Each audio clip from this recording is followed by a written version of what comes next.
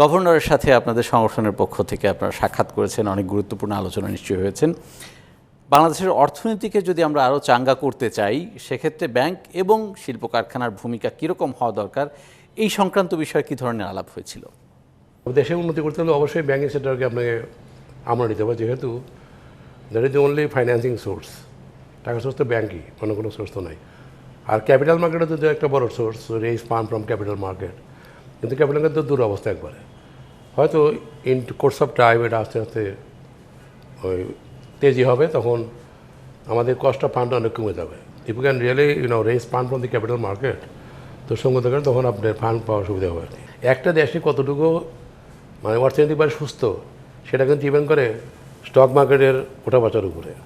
এটা কিন্তু একটা ব্যারোমিটার, এটা সাম সর্ট অফ ইন্ডেক্স, এটা ভেরি ইম্পর্টেন্ট ইন্ডেক্স। এটা এই ইন্ডেক্সে আমরা মোটামুটি জিরো লাইন আছে বর্তমানে। আপনারা যারা ব্যাংকের মালিকানার সাথে যুক্ত রয়েছেন, যদি আমরা এই গভর্নরের সবচেয়ে বড় সিদ্ধান্ত এখনও পর্যন্ত দেখি, তিনি বন্ধ এবং রুগ্ন শিল্প কারখানাগুলো আবার চাঙ্গা করতে চান, যে জন্য 40,000 কোটি টাকার একটা স্কিম তিনি ঘোষণা করেছেন এরই মধ্যে। কিন্তু আমরা যদি এই ধরনের স্কিমের পূর্ব অভিজ্ঞতা দেখি, এর আগেও করোনাকালে একটা বড় স্কিম দেওয়া হয়েছিল এবং তার বেশিরভাগই কিন্তু খেলাপিতে পরিণত হল। এটা যদি আমাদের মাননীয় প্রধানমন্ত্রী চাইছেন যে রুগ্ন শিল্পগুলোকে চালু করতে, শিল্প চালু করতে শিল্পের যে প্রোডাক্টটা হবে সেটাই বিক্রি হবে কিনা দেখতে হবে। এটা আগে আপনি, এটা কিন্তু বড় সমস্যা না মনে করি।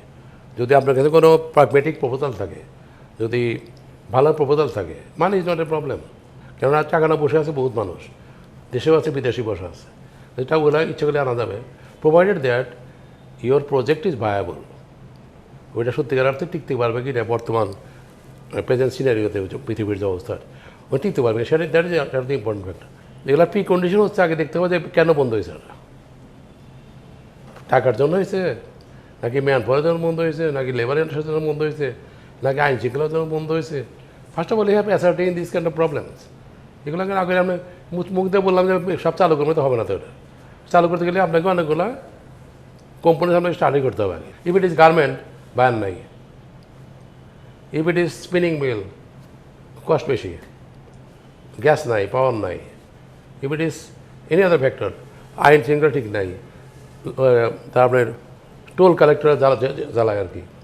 তো একটা আমরা যে whatever goods and services being produce from a factory, it has to be competitive এবং কোয়ালিটি ওয়াইজ এটাকে আপ টু দি স্ট্যান্ডার্ড হতে হবে। চালু করার আগে দেখতে হবে যে এটা চালু করলে কোনো ভায়াবল হবে কিনা।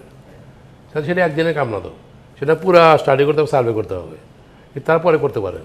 কিন্তু আমি বললাম যে একটা চাকরি করলে মানে এতগুলো চাকরি হয়ে যাবে, ওটা তো একটা, তাহলে give me guarantee that all the মানে product being produced to my factory, আপনার কিনে নেবেন এটা।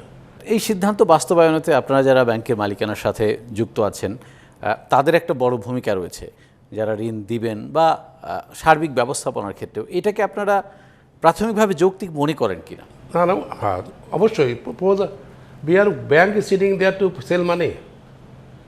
ব্যাংক টাকাটা কোথায় বিক্রি করবে সেটা তো ব্যাংক যাচাই করে দেখবে। তো যখন একটা নতুন ফ্যাক্টরি চালু করতে পুরো চালু হবে, তখন যখন আমার টাকা চাবে, আমি বলবো যে তোমার কী করবো বলো, বুঝাও তোমার বাইরের স্ট্রেংথ কী, তোমার এমপ্লয়ির স্ট্রেংথ কী আছে, তোমার মেশিনের কী অবস্থা, তোমার এলাকার অন্যান্য পারিপার্শ্বিক অবস্থা কেমন।